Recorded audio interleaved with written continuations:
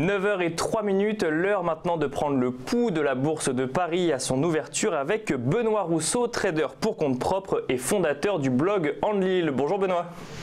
Bonjour à vous. Alors Benoît, quelle tendance pour la bourse ce matin? On voit là une ouverture en très légère hausse, plus 0,10%. Oui, exactement. On est sur les 5150 sur le CAC 40.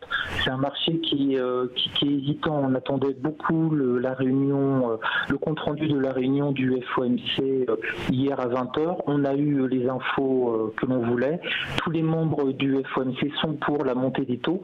Donc cela permettra à Donald Trump de les traiter de fous.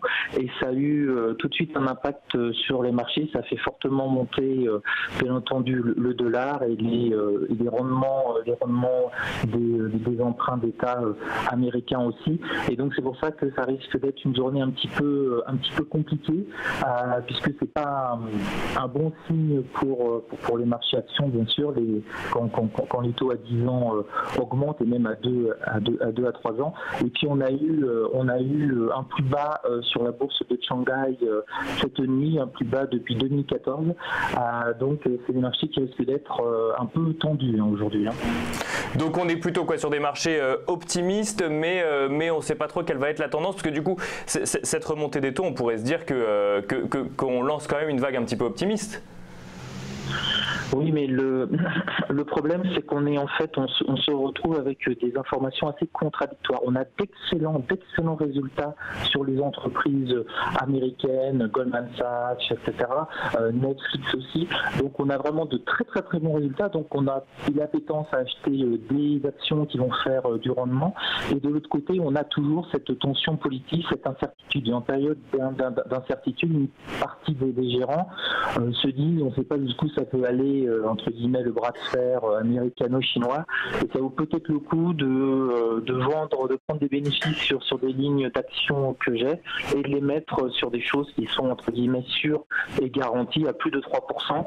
Ça me fera un petit fonds de roulement pour mes clients. Donc c'est un petit peu ça qui se passe, c'est que vraiment on a des signaux contradictoires, et heureusement qu'on a eu de très bons résultats des entreprises américaines, on pourrait même dire exceptionnels. Ça bat tous les consensus, et pour certains c'est même des records historiques en termes de bénéfices. C'est ça qui a permis de rebondir sur les marchés à partir entre le 16 et le 17. C'est ça qui nous a fait rebondir, sinon on était vraiment très bas. Et là du coup on n'a pas de résultats d'entreprise extrêmement importantes aujourd'hui, à part American Express en après-bourse, donc après 22h heure française. Donc on risque d'être un petit peu ballotté au gré des rumeurs. Ça risque d'être une journée beaucoup plus technique. Ce qu'il faut absolument, c'est que les prochains résultats des mammouths, on attend tous Apple, on attend tous Amazon, on attend tous Alphabet, etc., soient aussi excellents pour pouvoir maintenir vers le haut les marchés financiers, parce que c'est les seules bonnes nouvelles que l'on a à l'heure actuelle. On reparle à nouveau de la Commission européenne qui pourrait retoquer un petit peu d'Italie, donc ça va encore à nouveau recréer des tensions.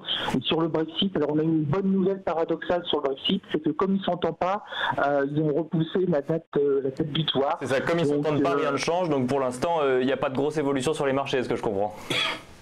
Voilà, c'est ça, c'est un petit peu ça, mais on risque quand même d'avoir une petite journée. Là, on est sur futur américain, on a cassé des supports importants cette nuit, donc ça peut être une petite journée baissière.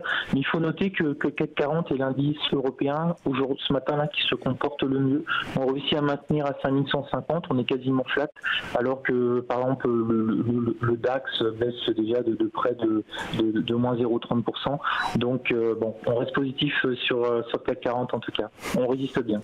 Merci beaucoup Benoît Rousseau. Je rappelle que vous êtes trader pour compte propre et fondateur du blog Enlil.